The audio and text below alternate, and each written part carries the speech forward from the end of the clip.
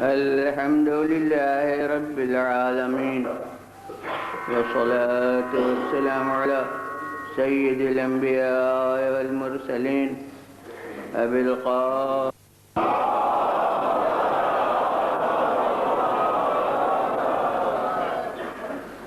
خاتم النبيين وآله الطيبين الطاهرين المعصومين.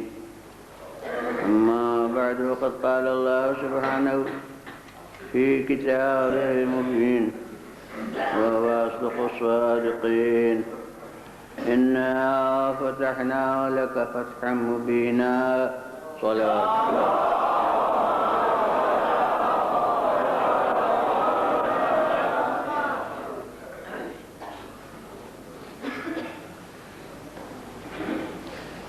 چھبیسویں پارے میں سورہ مبارکہ، جس کا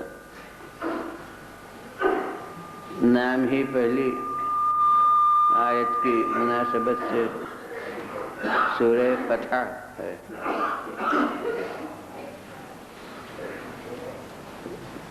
بسم اللہ کے بعد پہلی آیت کا پہلا جز یہ ہے کہ یقیناً ہم نے آپ کو کھلی ہوئی فتح عنایت کی.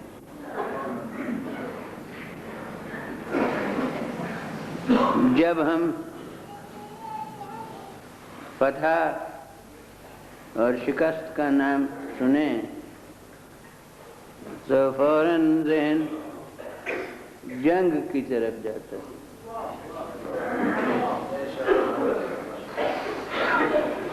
اور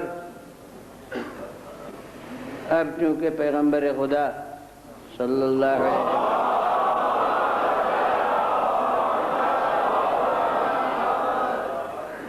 خطاب کر کے یہ ارشاد ہو رہا ہے، تو ہم غزوات پیغمبر خدا صلی اللہ علیہ وسلم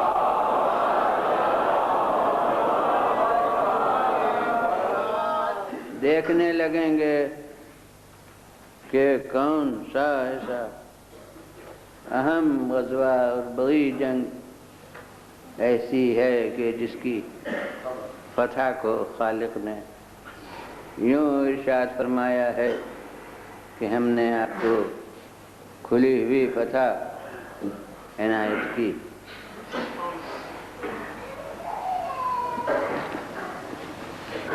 اب جب جنگوں کو دیکھیں گے اور اس کے صورتحال پر غور کریں گے تو ہمیں مختلف وجوہ، مختلف اعتبار، حیثیتیں محسوس ہوں گی، جس کی وجہ سے کہ کئی جنگیں ایسی ہمیں ملیں گی کہ اس کی فتح کو ہم مبین، بہت نمایاں فتح سمجھیں. یعنی اسباب وہ جن کی وجہ سے کہ کوئی فتح نمایاں طور سے قابل ذکر ہو، ہمارے سمجھ میں جو آ سکتے ہیں، ان کے پیمانے پر، ان کے لحاظ سے یہ سمجھیں گے کہ یہی فتح وہ ہو سکتی ہے جس کو خالق کریم ارشاد کرے کہ کھلی ہوئی فتح. اب پہلا سبب، پہلی حیثیت جس کے سبب سے کہ فتح کو بہت نمایاں کیا جا سکتا ہے اور جس کو خالق اپنے احسان خاص کے طور پر بیان فرمائے، وہ یہ ہے کہ اسباب فتح کوئی نہ ہو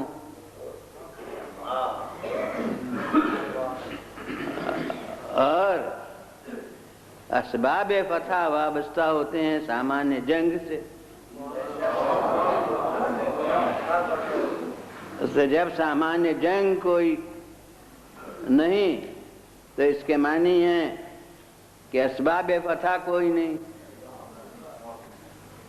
اب اسباب فتح کے نہ ہوتے ہوئے پھر بھی نتیجے میں فتح ہو جائے تو سمجھ میں یہ آتا ہے کہ بالکل یہ محل ہو سکتا ہے کہ خالق ارشاد فرمائے کہ ہم نے آپ کو یہ نمایاں فتح عنایت کی، یعنی ظاہری اسباب سے تو کوئی امید فتح کی نہیں کی جا سکتی تھی، یہ صرف ہمارا فضل و کرم تھا اور ہماری تائید تھی کہ ہم نے فتح عطا کر دی۔ تو اس معیار پر سب سے پہلی جنگ یعنی جنگ بدر قرار پاتی۔ جنگ بدر میں اسباب جنگ کیا موجود تھے؟ تعداد لشکر 313 عدد اور مقابلہ تقریباً 1000 کا۔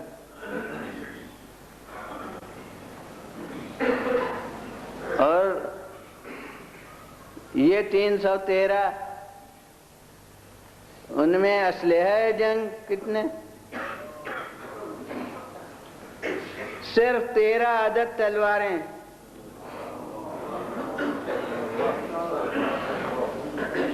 اس کو جب یہ ذکر آئے گا کسی بھی موضوع کے تحت میں ہو تو یہ نمایاں پہلو ہے، میں اسے عرض کرتا ہوں کہ اکائیاں صرف جو ہیں وہ مسلح ہیں،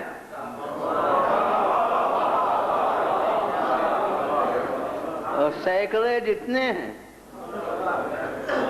وہ سب غیر مسلح۔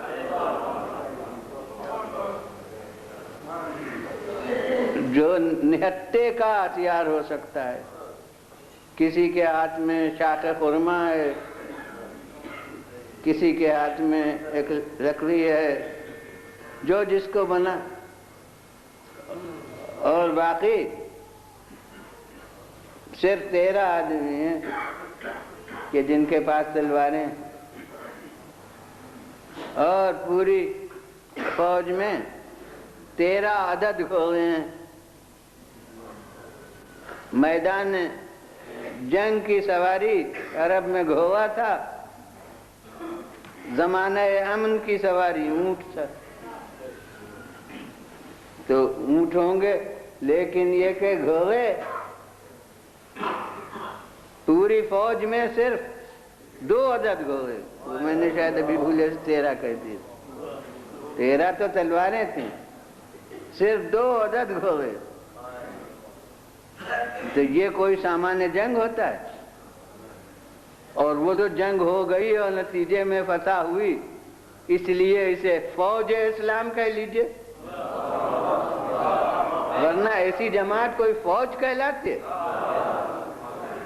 اب الحمدللہ ہماری اوسط درجے کی مجلسیں، اس میں 313 سے زیادہ آدمی ہوتے ہیں، تو کیا اس تعداد اور اس سے زیادہ کے ہونے سے فوج ہو جاتی ہے؟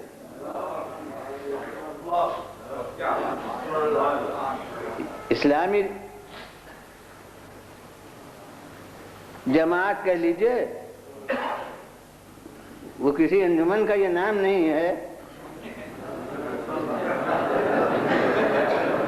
جو لغت کا مفہوم ہے اس لحاظ سے عرض کرنا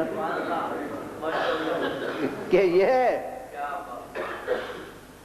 ایک جماعت ہے مسلمانوں کی، اس کو آپ فوج کیوں کر کہہ سکتے ہیں؟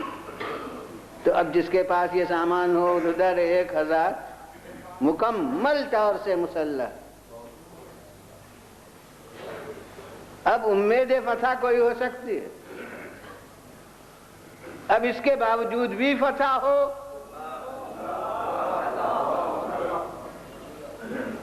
تو وہ یقیناً اس کی حقدار ہوگی کہ خالق ارشاد فرمائے کہ ہم نے یہ کھلی ہوئی فتح عنایت کی، اب وہ جس کے ہاتھ سے ہو۔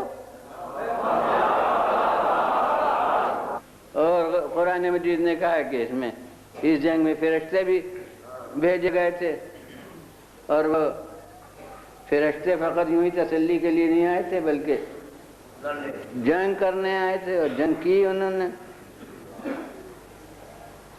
اور وہ بغیر خمریزی سے بچنے والے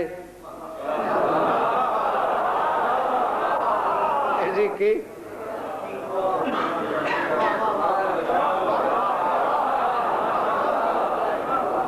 ماشاءاللہ رفتہ رفتہ لوگوں کا ذہن منتقل ہوا، اس کو خالق ارشاد فرمائے کہ انا فتحنا لک فتحا مبینا، بالکل صحیح ہے۔ اب اس کے بعد وحد کی لڑائی، اب ایک دوسرے حیثیت فتح کے نمایاں ہونے کا، دوسری حیثیت، وہ حیثیت یہ ہے کہ جہاں لڑائی بگڑ چکی ہو، شکست ہو چکی ہو، اور اس کے بعد نتیجے میں فتح ہو جائے، تو کیا وہ اس کی مستحق نہیں ہے کہ اسے خالق کہے کہ ہم نے یہ فتح عنایت کی؟ اور اس محل پر خالق اگر یہ الفاظ کہے کہ ہم نے فتح عنایت کی، تو اس میں مسلمانوں کے کردار پر ایک طنز بھی ہو سکتا ہے کہ تم نے تو شکست کھانے میں کوئی کسر اٹھا نہیں رکھی تھی۔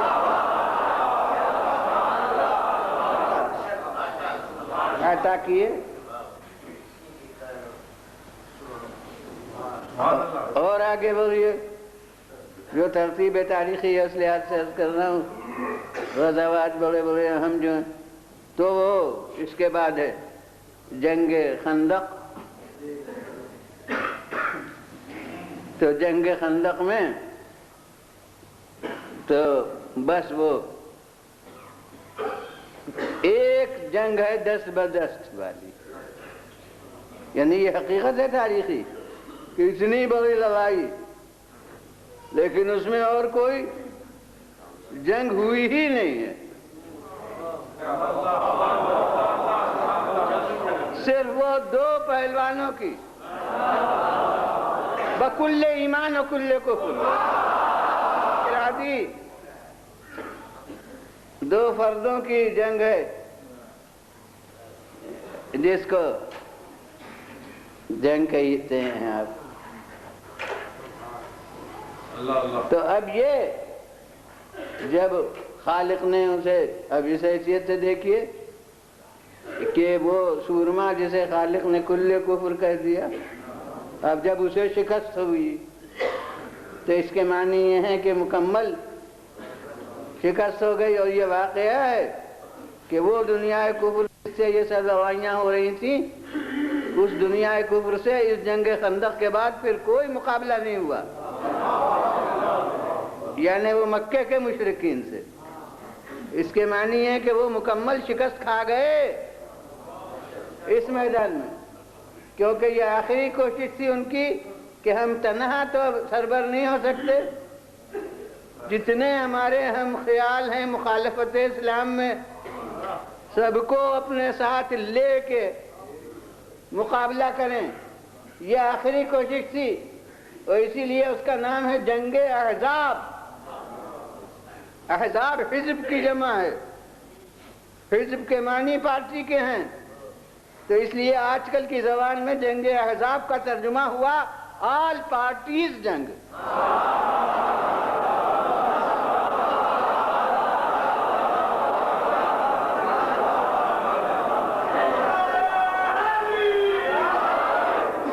تو اس جنگ کے مقابلے ہی کو سمجھنا چاہیے کہ وہ مکمل فتح و شکست کا سوال تھا، یعنی آج یا ان کی مکمل فتح ہے اور یا مکمل شکست ہے، چنانچہ شکست ہوئی تو واقعی وہ مکمل ہی ثابت ہوئی۔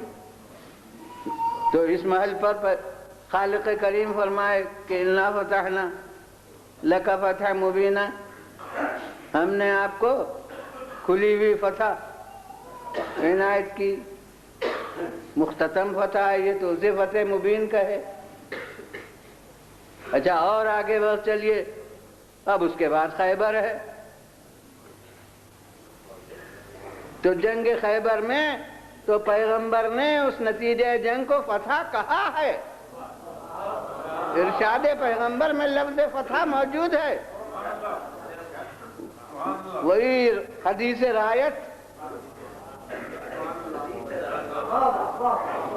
وہ مسلسل شکستوں کے بعد 1 دن 2 دن 3 دن مسلسل جو شکستیں ہوتی رہیں، اب ان مسلسل شکستوں کے بعد جو کامیابی ہو یہی کافی ہے فتح مبین کہے جانے کے لیے. اور اسی لیے پیغمبر نے حدیث میں یہی لفظ ارشاد فرمائی کہ جب یہ مسلسل شکستیں ہوئیں تو آپ نے فرمایا کہ لَأُعْطِيَنَّ الرَّايَةَ غَدًا. صحیح ستہ کی حدیث اور صحیح ستہ میں اثر ہو صحیح بخاری اس کی حدیث ہے، اس لیے اتنی ہی لفظیں پڑھوں گا جتنی صحیح بخاری میں ہے، چاہے آپ کو حفظ ہوں اس سے زیادہ لفظیں.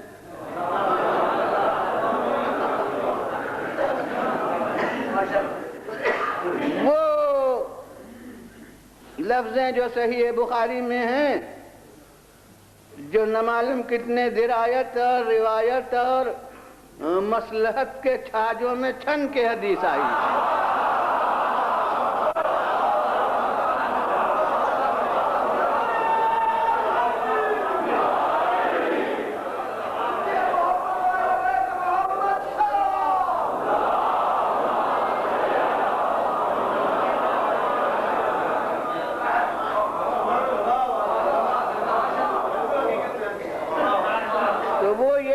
ہے کہ لَأُعْطِيَنَّ الرَّايَةَ غَدًا رَجُلًا.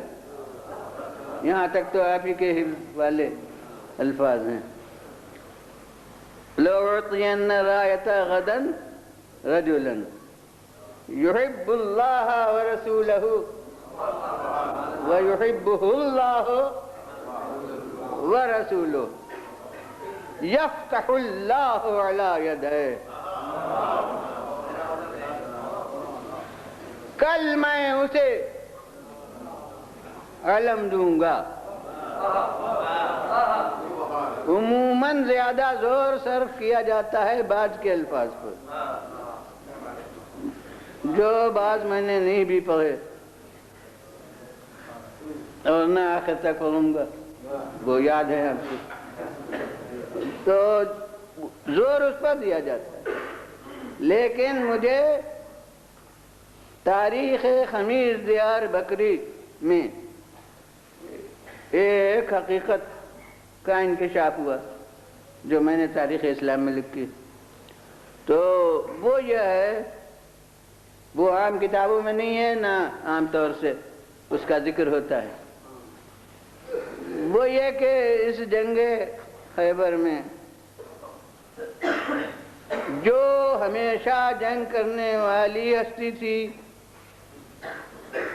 اسے بھی خالق نے اپنے انتظام سے معذور بنا دیا جنگ میں شرکت سے.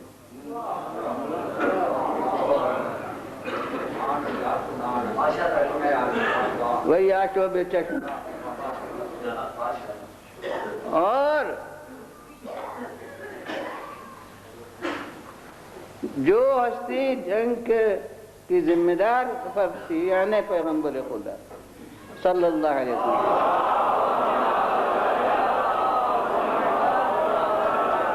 اب یہی جز ہے جو عام طور سے اس کا تذکرہ نہیں ہوا کرتا ہے کہ جو یعنی پیغمبر خدا صلی اللہ علیہ وسلم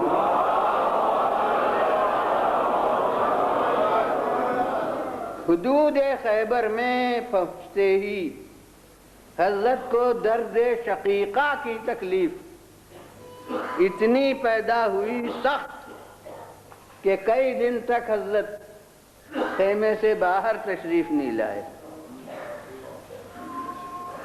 یہ انتظام قدرت ہے.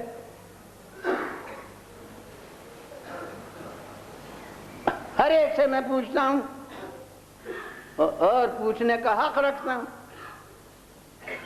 کہ مرض اور صحت خدا کے علاوہ کسی اور کے ہاتھ میں؟ مرض و صحت کا عطا کرنے والا تو خداوند عالم ہے، جب تک کہ اپنے ہاتھوں کو یہ اسباب نہ ہو۔ ہوتے ہیں بعض لوگوں کی بیماری کے اسباب، ورنہ مرض و صحت صرف اللہ کے ہاتھ میں۔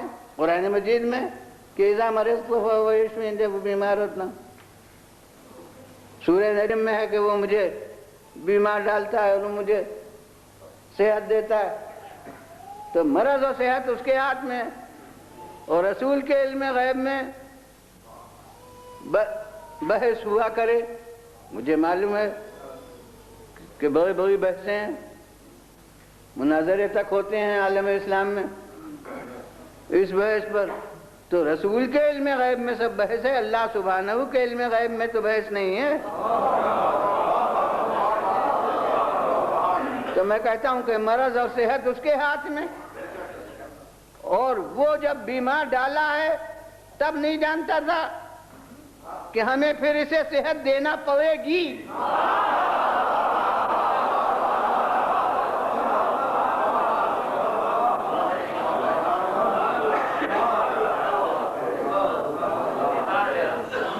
تو کون اس کا تصور کر سکتا ہے؟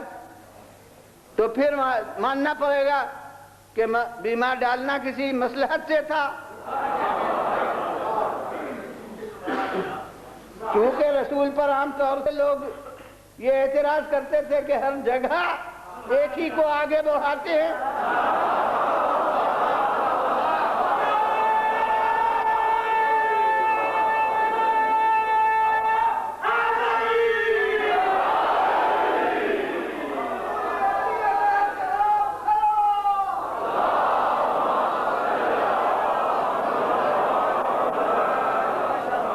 تو صحیح و سالم ہوتے ہوئے یہ میدان جنگ میں نہ جائیں، یہ ان کی بلندی کردار کے خلاف ہے، ان کی فرض شناسی کے خلاف ہے۔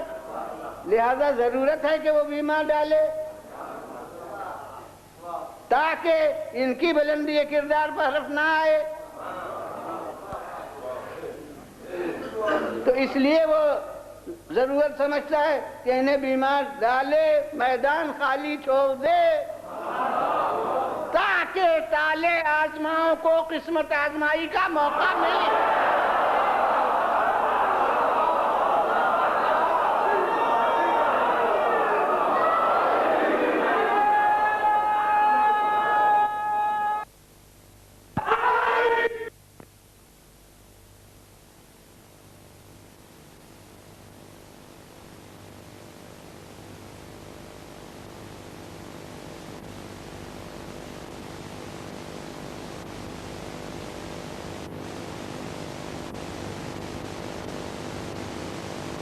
لیکن باوجود کہ اور تاریخوں میں تبری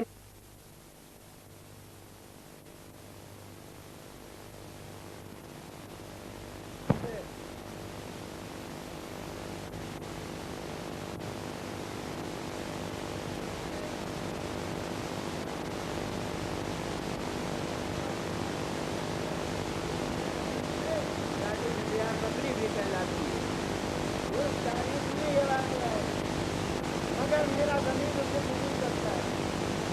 باوجود اس تاریخ کے منصف ہونے کے میں سمجھتا ہوں کہ یہ حقیقت اور تاریخ دانوں سے مخفی رہی یا مخفی رکھی ہوگی۔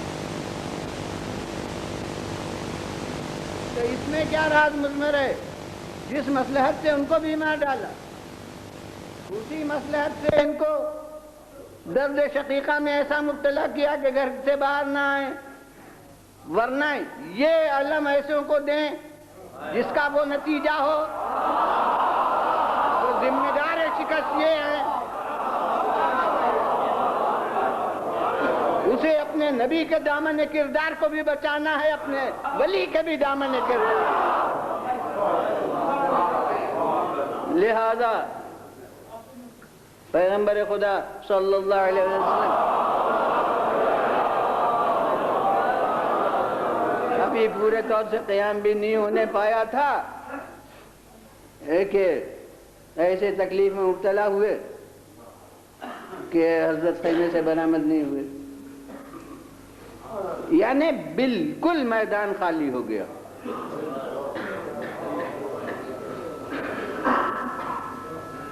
اب معنی سمجھ میں آتے ہیں. 3 دن کے بعد تخفیف ہوئی جب نتائج سامنے آ گئے تو اتنی تخفیف ہوئی کہ حضرت 4تھے دن برآمد ہوئے.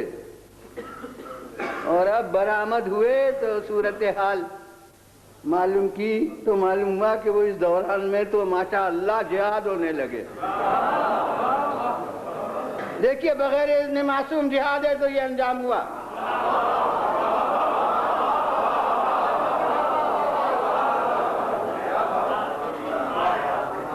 ماشاء اللہ جہاد ہوئے اور یہ نتائج ہوئے. اب رسول کو کتنا صدمہ ہوا. یعنی شکست تو آپ کے پائے نام ہو گئی. دنیا تاریخ میں تو جماعت کی شکست سربراہ کی شکست ہے. جیسے بعد میں فوجیں گئیں اور فتح کا صحرا بھیجنے والے کے سر بندھا. تو یہ تو ہوتا ہی ہے. تو جناب والا یہ دامن اسلام پر گرد شکست پڑی, پرچم اسلام پر غبار شکست آیا, یہ سب کچھ ہو گیا تو رسول کو کتنا صدمہ ہو. تب آپ نے یہ فرمایا. اور اسی لیے میں اب پھر حدیث پڑھتا ہوں. آخر کے اجزاء پر میں زور نہیں دیتا. میں کہتا ہوں رسول فرماتے ہیں لَأُعْطِيَنَّ الرَّايَةَ غَدًا, میں کل اس کو علم دوں گا. یعنی ابھی تک میں نے تو دیا ہی نہیں تھا.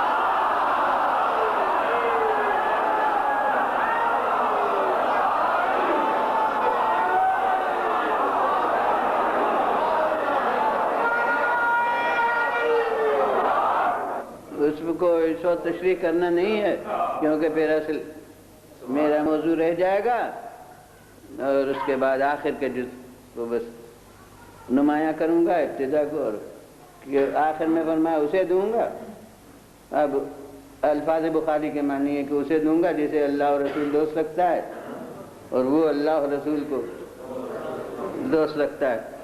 اور یفتح اللہ, نا اس کے علاوہ دوسری لفظیں حدیث میں یوں ہے کہ لا یرجع حتی یفتح اللہ علی یدہ. بہرحال فتح کی لفظ رسول کی زبان پر آئی کہ لا یرجع, وہ نہیں پلٹے گا جب تک کہ اللہ اس کے ہاتھ پر فتح دے نہ دے. حتی یفتح اللہ علی یدہ, وہ نہیں پلٹے گا جب تک اللہ اس کے ہاتھ پر فتح نہ دے. بس یہاں بارگاہ رسالت میں ایک سوال کروں گا کہ حضور پلٹنا اور نہ پلٹنا دوسرے کے کام کے ذمہ دار کیوں کرو گے؟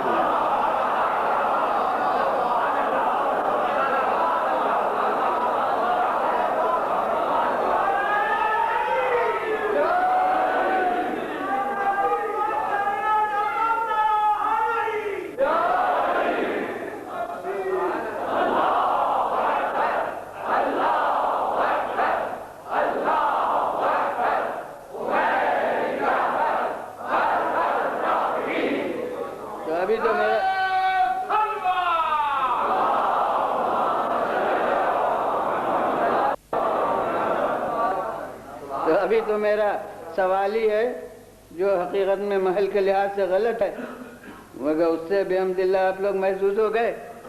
تو میں یہ پوچھ رہا ہوں کہ دوسرے کے فعل کا آدمی ذمہ دار نہیں ہوتا, یا آپ کیسے فرما رہے ہیں کہ وہ نہیں پلٹے گا.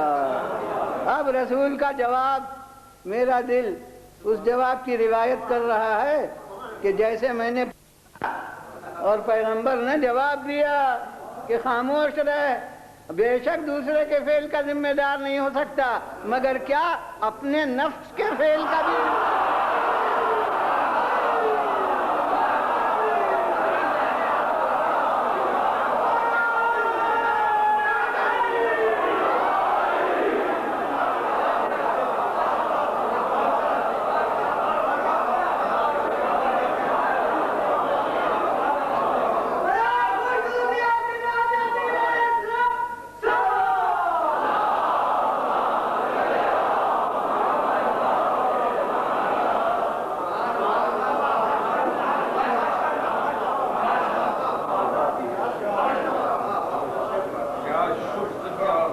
پیغمبر نے فرمایا کہ وہ نہیں پلٹے گا جب تک فتح نہ کر لے، اور وہی ہوا، اور تو اب اس کے فتح ہونے میں شک کیا ہے؟ اور اب خالق اسے فرمائے کہ ہم نے، اور پیغمبر نے بھی تو اللہ ہی کو فاتح قرار دیا تھا، انہوں نے بھی فرمایا یفتح اللہ علی یدہ، اللہ اس کے ہاتھ پر فتح عنایت کرے، تو یہ رسول نے بھی یوں ہی فرمایا ہے۔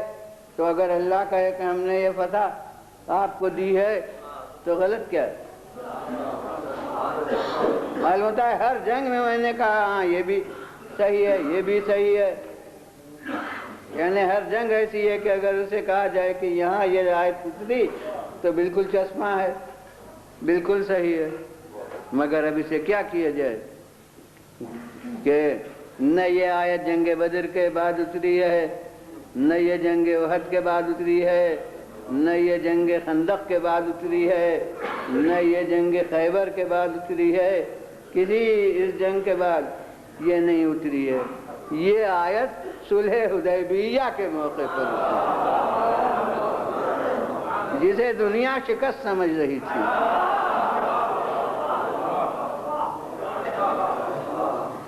یہ دنیا سے کیا مطلب تھا؟ یعنی صاحب الرائے آپس کے لوگ وہ اسے انتہائی شکست سمجھ رہے تھے، تو اس وقت یہ آیت اتری اِنَّا فَتَحْنَا لَكَ فَتْحًا مُبِينًا، ہم نے آپ کو کھلی ہوئی فتح عنایت کی، اور اس لیے اب یہ حقیقت ہے جو مسند علماء اسلام نے لکھی ہے کہ پیغمبر خدا صلی اللہ علیہ وسلم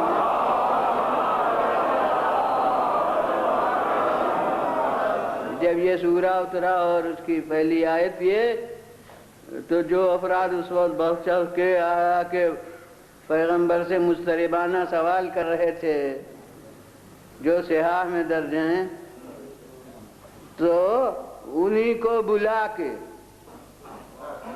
رسول نے یہ آیت سنائی کہ دیکھو یہ آیت اتری ہے، تو اب انہوں نے حیرت سے کہا اچھا یوں بھی فتح ہوتی ہے؟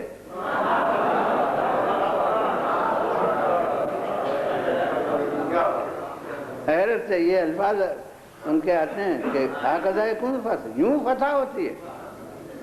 پیغمبر نے فرمایا میں کیا کروں، وہ کہہ رہا ہے۔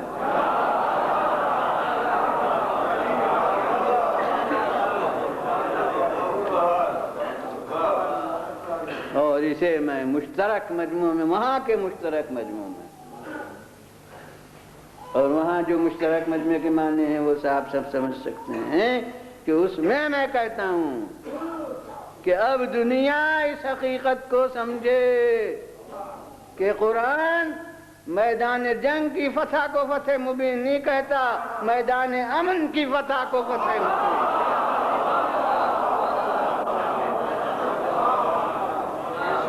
صلوات بھیجیے اللہ۔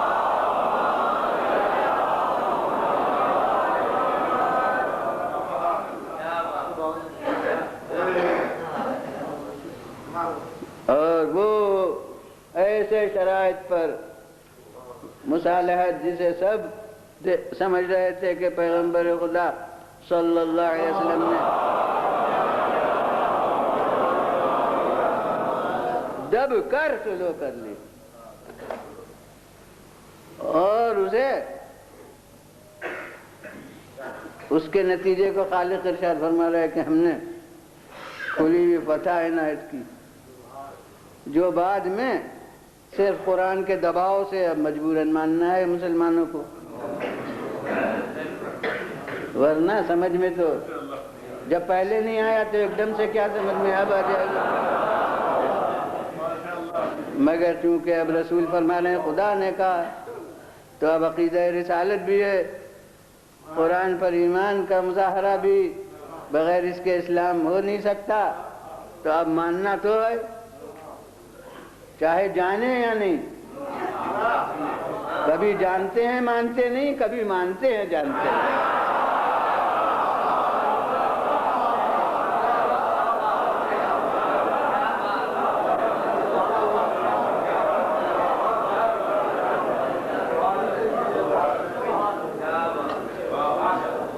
تو جب لوگوں کی سمجھ میں اس طرح کی صلح کا فتح مبین ہونا رسول کے عمل میں نہ آیا ہو، تو وہ حسن مجتبیٰ کی صلح کو کیا سمجھ سکتے ہیں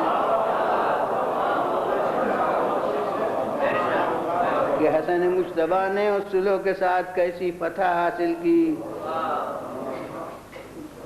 اب یہ ایک مستقل موضوع ہے، اور ایک سال کہیں کسی مجلس میں بیان ہوا تھا، لیکن یہ کہ اس وقت تو موقع نہیں، پھر کسی دن، مگر اب صرف ایک شرط کے متعلق اس وقت تبصرہ کر دوں گا، ورنہ پھر آگے نہیں بڑھ سکوں گا، کہ انہوں نے جو صلح کی ہے، میں کہتا ہوں کہ الفاظ صلح سے کو صرف کوئی دیکھے تو سمجھے گا کیسی شاندار صلح ہے،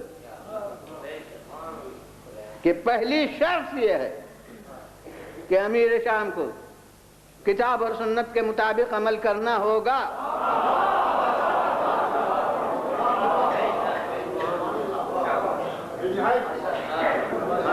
مجمع میں ماشاءاللہ قانون داں حضرات کثرت سے ہوں گے، اور میں چاہے پہچانتا نہیں ہوں گا، وکلا بھی ہوں گے، بیرسٹر بھی ہوں گے، ممکن ہے کہ وہ حضرات بھی ہوں جو خود کرسی عدالت پر ہیں، تو وہ سب حضرات غور کریں جو میں عرض کر رہا ہوں کہ صلح نامہ ایک طرف کی دستاویز نہیں ہوتی، دونوں طرف کی ہوتی ہے، یعنی کاتب صلح نامہ دونوں فریق ہوتے ہیں۔ تو اب جو الفاظ انہوں نے درج کیے ہیں اور جس کو مانا ہے، اور کوئی کہے اس کی کیا دلیل کے مانا، میں کہتا ہوں کہ اس کی دلیل یہ کہ صلح ہو گئی۔ تو اس میں یہ الفاظ درج ہو رہے ہیں، اور ایک اور پہلو قانون داں حضرات کے غور کرنے کا، اور وہ یہ کہ صلح نامے کے شرائط میں وہ چیزیں درج ہوتی ہیں جو بنائے مخاصمت سے تعلق رکھتی ہوں۔ تو پہلی شرط رکھ کے انہوں نے ہمیشہ کے لیے اس کا اظہار کر دیا کہ ہماری نزاع حکومت شام سے نہ ذاتی ہے نہ خاندانی۔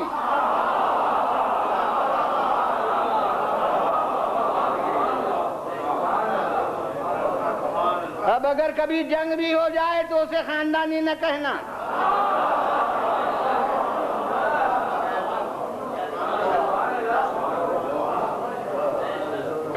تو یہ شرط سے حضرت امام حسن علیہ السلام نے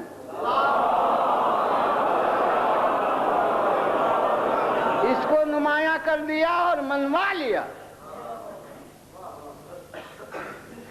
اور اس کے ساتھ ساتھ ایک دوسری بات بھی وہ لازماً اس سے نکلتی ہے کہ اس کا مطلب یہ کہ اب تک جو ہو رہا ہے کتاب و سنت کے خلاف ہے،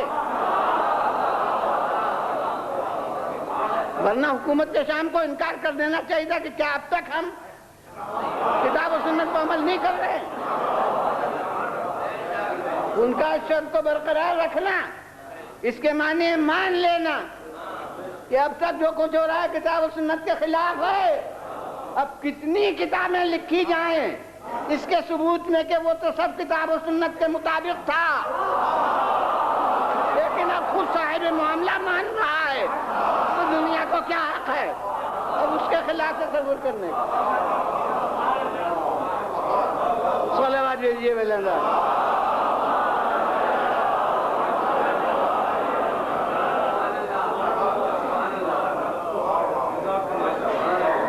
تو انہوں نے صلح ایسے شرائط پر کی ہے، اور اس کے بعد دنیا کہے کہ شکست ہو گئی،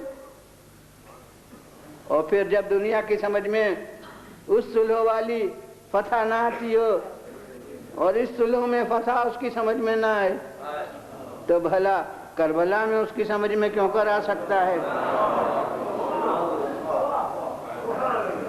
اور اس لیے یعنی ہمارے افراد بھی، یہ میں دو ایک نہیں ہے، شاید عموماً یہ الفاظ ہمارے یہاں بھی آتے ہیں کہ کربلا کی ظاہری شکست نتیجے میں فتح تھی. ظاہری شکست تسلیم، مگر یہ ظاہری شکست نتیجے میں فتح تھی. اب ایک دنیا ہے جو بعد کے نتیجے کا تصور نہیں کرتی. مگر مجھے تو ظاہری طور پر بھی شکست ہونے سے انکار ہے. میں کہتا ہوں فتح کے معنی کسی لغت میں قتل کر دینا نہیں ہے، اور شکست کے معنی کسی لغت میں قتل ہو جانا نہیں ہے. فتح کے معنی ہے کامیاب ہونا، شکست کے معنی ہے ناکام ہونا. اور یہ کام فارسی لفظ ہے، ہمارا زبان میں اردو میں کام جو ہے وہ تو کار کے معنی میں ہے، لیکن فارسی میں کام کے معنی مقصد کے ہیں. کامراں، کامیاب اس کے معنی مقصد کو حاصل کرنے والا. تو کامیابی یعنی مقصد کیا حاصل کر لینا، اور ناکامی یعنی مقصد کو حاصل نہ کر سکنا. تو اب کامیابی یا ناکامی کے سمجھنے کے لیے ضرورت ہوگی کہ یہ دیکھا جائے کہ یزید کا مقصد کیا تھا اور حسین کا مقصد کیا تھا.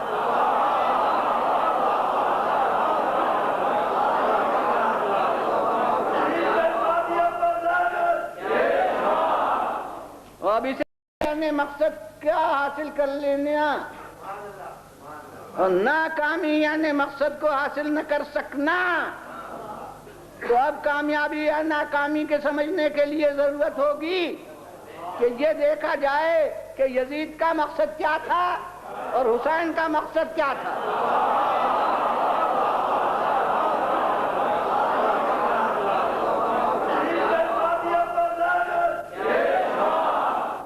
اب اسے بھی سمیٹ کے باتیں کہوں گا، ورنہ پھیلا کے کہوں تو یہ جز ہی اتنا ہے کہ کئی مجلسوں کے برابر ہے.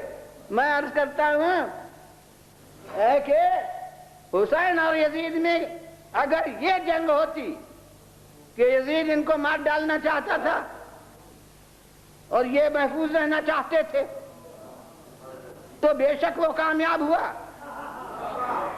کہ اس نے مار ڈالا اور یہ ناکام ہوئے کہ قتل ہو گئے.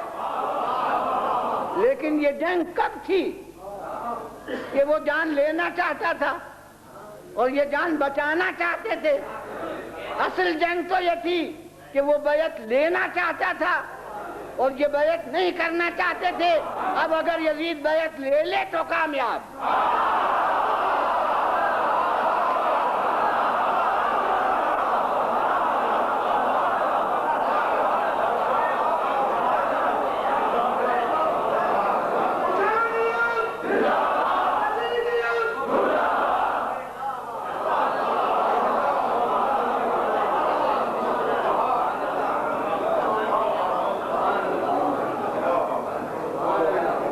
انتہائی اختصار کے ساتھ بہت مختصر راہوں سے نتیجے تک پہنچ کے جب میں نے ہر مخاطب کو اپنے اس نقطے تک پہنچا دیا جس سے انکار کر ہی نہیں سکتا، یعنی وہ یہ نہیں کہہ سکتا کہ یزید بیعت لینا نہیں چاہتا تھا اور یہ بیعت سے بچنا نہیں چاہتے تھے. وہ یہ نہیں کہہ سکتا کہ وہ بیعت لے سکا. ان میں سے کون بات ہے جو کوئی انتہائی دھاندلی کرنے والا بھی کہہ سکے؟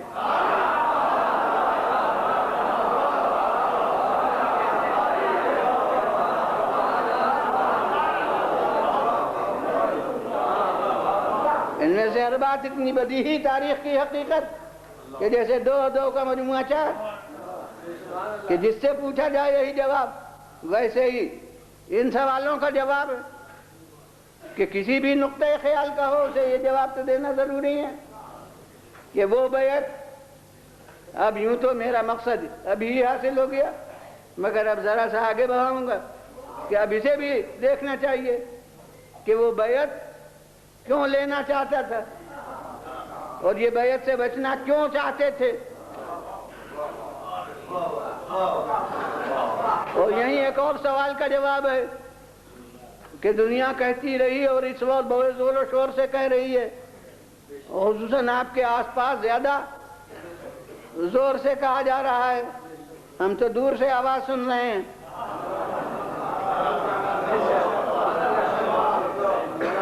کہ بڑے ضدی تھے کہ یہ سب کچھ ہو گیا اور ان کا انکار قائم رہا۔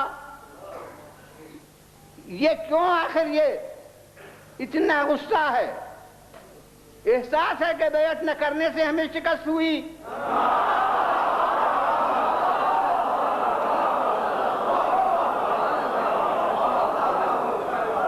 اس لیے غصہ ہے یہ بیعت نہ کرنے کا۔ بڑے ضدی تھے، بڑے ضدی تھے۔ اب یہ ضد بھی مستقل موضوع ہے، اس وقت نہیں پوری عرض کرنا ہے، مگر میں کہتا ہوں کہ آخر یہی کیوں پوچھا جاتا ہے کہ انہیں اتنا انکار بیعت سے کیوں تھا؟ اسے کیوں نہیں آپ پوچھتے کہ یزید کو اتنا اصرار بیعت کا کیوں ہے؟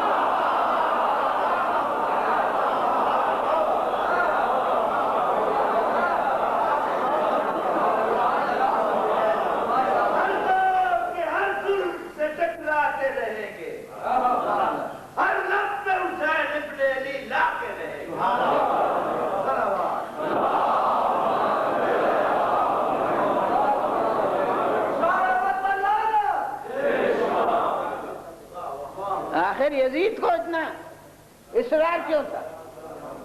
جب تمام ملک عرب مان رہا تھا، تمام عالم اسلام مان رہا تھا، اور اب یہ وہاں کی بات یاد آ گئی آپ ہی کے یہاں موچی دروازے میں جو علی ڈے ہوا تھا، یہ جز وہاں بھی آ گیا تھا کہ میں نے وہ تمام ہر طبقے کے علماء اسلام موجود تھے، وہ تو جو ہزار دیکھے میں ہیں اس کو کہ ماشاءاللہ جتنا طول اس مجلس کے 1/2 حصے کا ہے، اتنا تو بڑا وہاں اسٹیج تھا کہ اس پر ہر فرقے کے علماء اسلام موجود تھے اور مشائخ موجود تھے اور ہر طبقے کے نمائندے تھے۔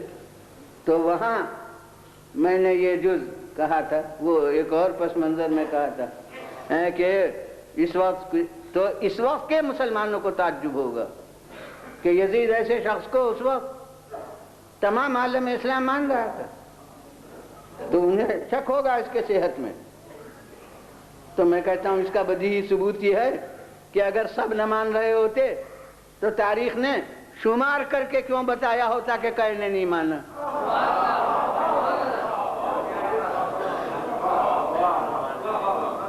یہ شمار کر کے تاریخ کا بتا دینا اس کا ثبوت ہے کہ سب مان رہے تھے۔ تو جس کی حکومت کو سب مان رہے ہیں، اس کی حکومت کو 4 5 10 20 آدمی نہ مانے، اور وہ بھی ایسے جو عبادت گزار ہیں، شب زندہ دار ہیں، گوشوں میں رہتے ہیں، وہ اگر نہ مانے تو سلطنت یزید کا کیا بگڑتا تھا؟ جو پوری طاقت صرف ہو گئی اس کی ان سے بیعت کے طلب کرنے میں۔ تو حقیقت میں یزید جانتا تھا کہ حسین ایک عام فرد عرب نہیں ہے، یہ اس اسلام کے نمائندے ہیں جس کے نام پر میں حکومت کر رہا ہوں۔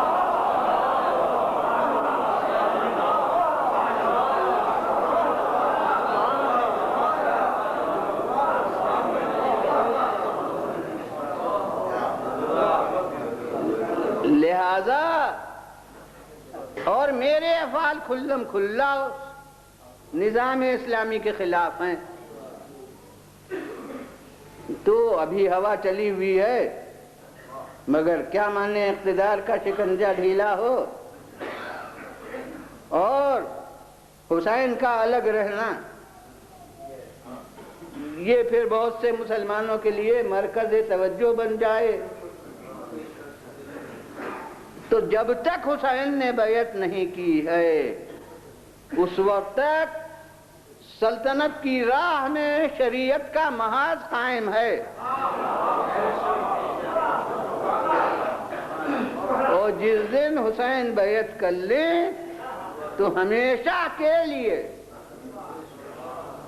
سلطنت کی راہ سے شریعت ہٹ جائے گی۔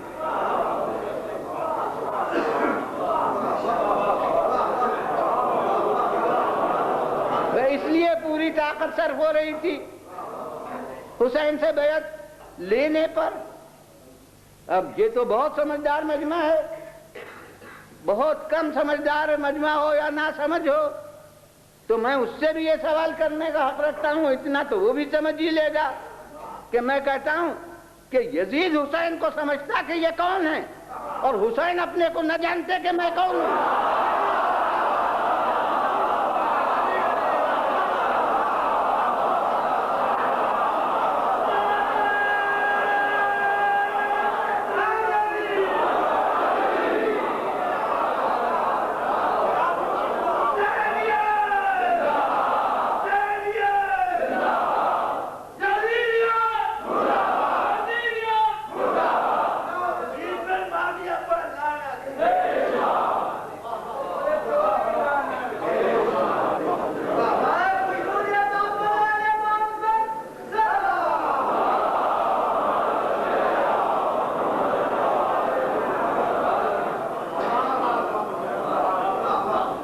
تو اب حقیقت میں حسین اور یزید کی جنگ نہیں ہے، یہ سلطنت اور شریعت کی جنگ ہے۔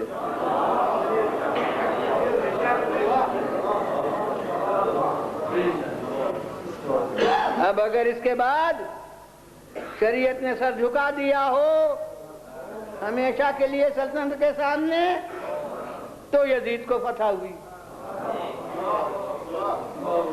اور اگر اس وقت بھی اور یقیناً امید یہ ہے کہ آج سے 1000 برس بعد بھی شریعت بہرحال قائم رہے گی، اور یہ انقلاب ہو سکتا ہے کہ سلطنتیں شریعت کے سامنے سر جھکا دیں، مگر انشاءاللہ یہ انقلاب نہیں ہو سکتا کہ شریعت سلطنت کے سامنے سر جھکا دے۔ ارے کسی فرد کا سر جھکانا اور بات ہے،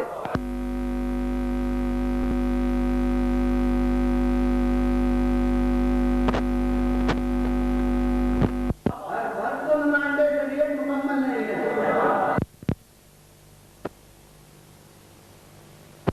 ہو سکتی ہیں کہ جو واقعی ذمہ دار طور سے نمائندے شریعت ہوں۔ تو یہ در حقیقت شریعت اور سلطنت کی جنگ تھی، اور اب پھر جب چونکہ وہ یاد آئی گیا لہذا پھر ایک بات وہاں کی اس حسین ڈے کی یاد آ گئی کہ میں نے اب ضرورت ہوئی کہ تمام علماء اسلام کو پھر میں گواہ کروں اور کہوں کہ ان میں سے جس سے چاہے پوچھ لیجئے کہ یزید سے پہلے ہر تخت حکومت اسلام پر بیٹھنے والے کا عمل جزو شریعت جمہور میں بنتا رہا، لیکن یزید کے بعد سے کسی حکمراں کا عمل جزو شریعت نہیں بن سکا۔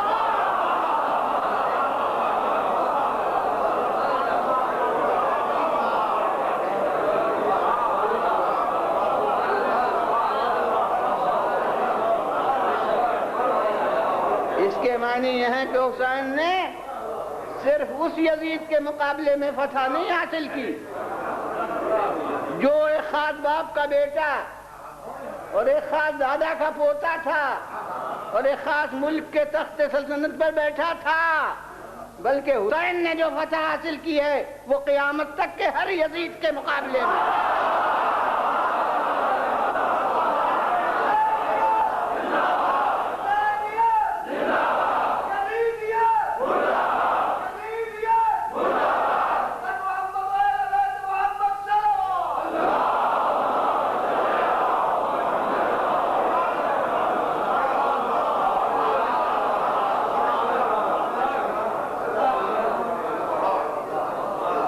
تو بس اب یہ کوئی حسین ڈے یا یادگار حسینی کا جلسہ تو ہے نہیں کہ یہیں پر میں بیان کو ختم کر دوں تقریر کو. اب یہ تو ہے مجلس. تو اب میں کہتا ہوں جو ایک دن کہا تھا وہ ایک دن مجمل طور سے کہا تھا کہ دیکھ کے نتیجہ نکالے آدمی. آج کچھ مقصد پر روشنی ڈال کے میں کہہ رہا ہوں کہ اتنا ہی بڑا مقصد تو تھا جو ایسی قربانیاں پیش کی.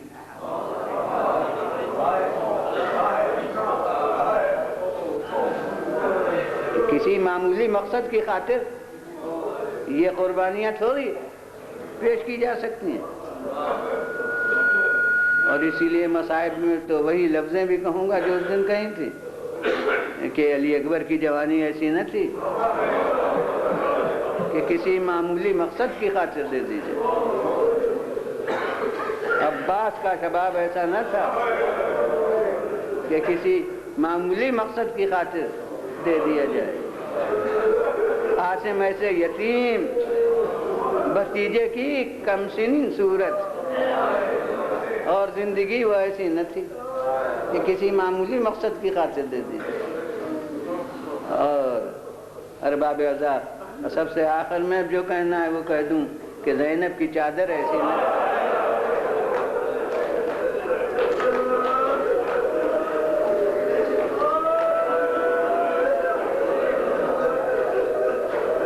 کہ کسی معمولی مقصد کی خاطر دے دی جائے. اور تلخ حقیقت ہے لیکن درد دل ہے کہ چاہے کنیزان فاطمہ کی نظر میں اس چادر کی اب کوئی وقت نہ رہی ہو لیکن اس چادر کی قیمت اتنی تھی کہ حسین نے اپنے کو خطرے میں ڈالا ہے اس چادر کی حفاظت کے لیے. اور باب مصائب میں یہ موقع بہت سخت ہے اور میں سخت مصائب پہنچا نہیں ہوں مگر اپنے اس مقصد کے ظاہر کرنے کے لیے وہ موقع یاد دلانا ضروری ہے کہ جب عالم وہ تھا کہ اب راکب دوش رسول سے پشت فرس خالی ہو چکی تھی.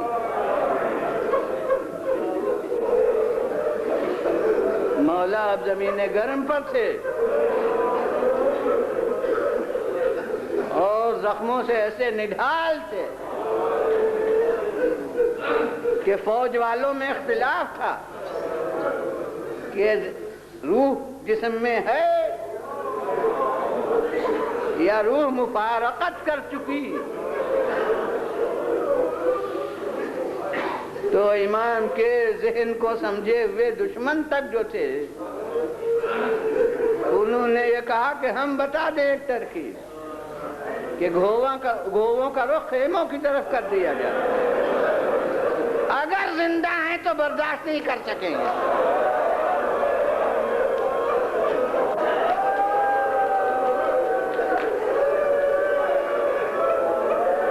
بس اہل عزا گھوڑوں کا رخ خیموں کی طرف کیا گیا. اب ہر صاحب فہم غور کرے کہ خود حسین کی ذات سے خطرہ دور ہو رہا ہے مگر ٹاپوں کی صدا ذرا دور پر جو سنائی دی تو ایک دفعہ آنکھ کھولی دیکھا خیموں کا رخ ادھر ہے تو کوہنیوں پر زور دے کے بلند ہوئے اور پکار کے کہا ابھی میں زندہ ہوں, ابھی میرے خیموں سے کیا مطلب.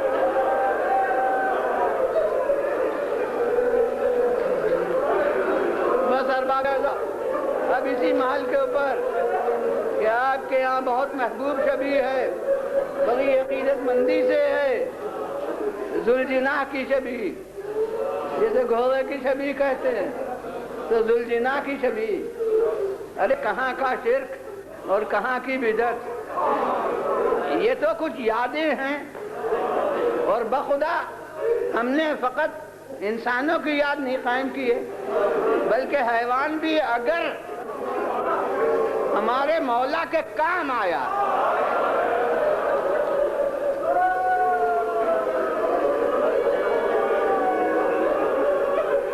تو یہ حق شناسی ہے کہ ہم اس کی بھی یاد قائم رکھتے ہیں. یاد کا ذریعہ ہے، یوں جاہل عوام حد سے بہت جائیں وہ غلط ہے، لیکن یہ کہ اصل میں تو ایک یاد ہے، جس یاد کو ہم اس شکل میں مجلس کے اندر تازہ کرتے ہیں، اس کے حق کو ادا کرنا. تو اس نے جو کارنامہ کربلا میں کیا، اور یہ فرس کی فراست مشہور ہے، خصوصاً وہ فرس جو کربلا کے ایسے جہاد کے لیے منتخب کیا گیا ہو. تو جب تک مولا پشت پر رہے برابر شریک جہاد مولا رہا. اب جب اس نے دیکھا کہ اب میں اپنے راکب کی کوئی خدمت نہیں کر سکتا، تو آخری خدمت جو انجام دی وہ یہ کہ اگر کوئی میدان میں ہوتا، اور اسی لیے میں اس روایت کو نہیں قبول کرتا، صاف صاف کہتا ہوں کہ کوئی بی بی حسین کی زندگی میں خیمے کے باہر تھی. اگر کوئی بی بی ہوتی تو ذوالجناح کو خیمے کے دروازے پر جانے کی ضرورت نہ تھی.